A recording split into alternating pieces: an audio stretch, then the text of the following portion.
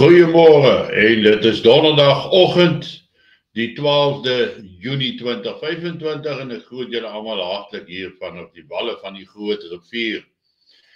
Ek herinner julle dan allemaal daaraan dat ons vanaand weer 'n bosberaad het en dat ons vanaand die derde uitsending het, die derde gesprek ten opsigte van visioene. Vanaand praat ons oor Johanna Brandt. Ek gesels met Japie van Sail oor die raakpunte tussen dit wat Johanna Brandt voorspel het en dit wat Siener van Rensburg voorspel het. En dit is oop vir almal, alhoewel die slegs lede wat aangesluit het, kommentaar kan lewer of vrae kan vra. So as jy wil saamgesels, sluit aan by hierdie kanaal, raak 'n lid vir R19.90 en op daardie basis ook dan ondersteuning te kan lewer en te kan deelneem aan die hele gesprek vanaand. Ons gaan nou regstreeks om 7 uur en ek glo dan ook dat dit net soos in die geval van Siener van Rensburg 'n baie goeie weergawe en uitsending sal wees. 7 uur vanaand stiptelik. Dan net 'n bietjie aanvulling tot gisteroggend se gesprek waar ek gesels het rondom die kwessie van 'n miljoen, 'n miljard, triljoen. Wat is die verskille? Hoeveel is hoeveel? En toe het Roan daai Port Elizabeth het my laat weet waar hy gesê het om bietjie perspektief te gee. 'n miljoen sekondes is 11 dae. 'n miljoen sekondes is 11 dae. 1 miljard sekondes is 31 jaar.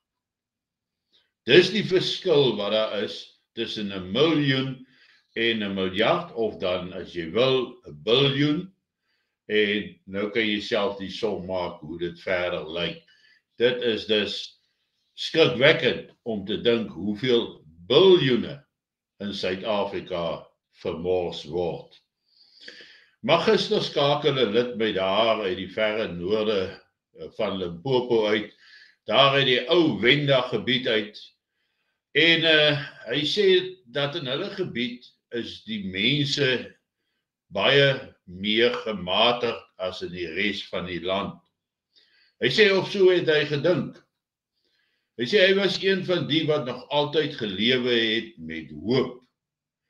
Hoop is dit wat hom gedra het, hoop dat ons land sal kan herstel, hoop dat dinge sal reg uitwerk in Suid-Afrika uiteindelik. So hy het met hierdie handvol hoop aan vasgeklou en dit het hom gedra. Totdat hy 'n gesprek met 'n swart man gehad het, waar die vir hom gesê het, toe hy gevra het oor hoe voel die swart mense oor die feit dat Suid-Afrika so ver agteruit gegaan het, dat hy so verval het, dat niks onderhou word of herstel word nie. Hoe voel hy daaroor? En toe antwoord hy sê, we'll rather fuck up our own house than to build someone else's house. Met ander woorde, ons sal liewer dit wat ons het vernietig, voordat ons opbou vir iemand anders. Die konsep egter is dat ons 'n land wat aan almal behoort, moet kan herbou. Maar sy antwoord is dat hulle is eerder bereid om alles af te breek, totdat niks oor is nie, sodat ander mense nie gelukkig en tevrede hoef te wees oor die omstandighede nie. Hy sê en toe het daai hand van hoop in 'n handvol gemors verander. Hy sê dis die oomblik toe hy totaal hoop vir 'n toekoms in Suid-Afrika verloor het, toe hy besef dat niks wat vir ons waardevol is, 'n mooi land, 'n vooruitstrewende land, is vir sekere ander bevolkingslede net eenvoudig nie belangrik nie en nie aanvaarbaar nie. En dit is die oomblik toe hy besef het dat dit eintlik verby is. Dat daar niks gedoen kan word om die situasie om te swaai nie. Maar Sun Tzu het gesê, "A evil man will burn his own nation to the ground to rule over the ashes." Sun Tzu het gesê, "An evil man will burn his own nation to the ground to rule over the ashes." En dis presies wat ons sien in Suid-Afrika gebeur. Dis asof die verval, die vernietiging toegelaat word. Dit word toegelaat. En nou moet ons heel eers die vraag vra oor evil. Want an evil man will burn down his own nation and rule over the ashes. Maar dit verduidelik vir 'n mens, waar staan jy tans in Suid-Afrika ten opsigte van dinge wat aan die gebeur is. Ons sien dan ook die verval. Ek hoef nie eens daaroor te praat nie, ek praat so baie daaroor.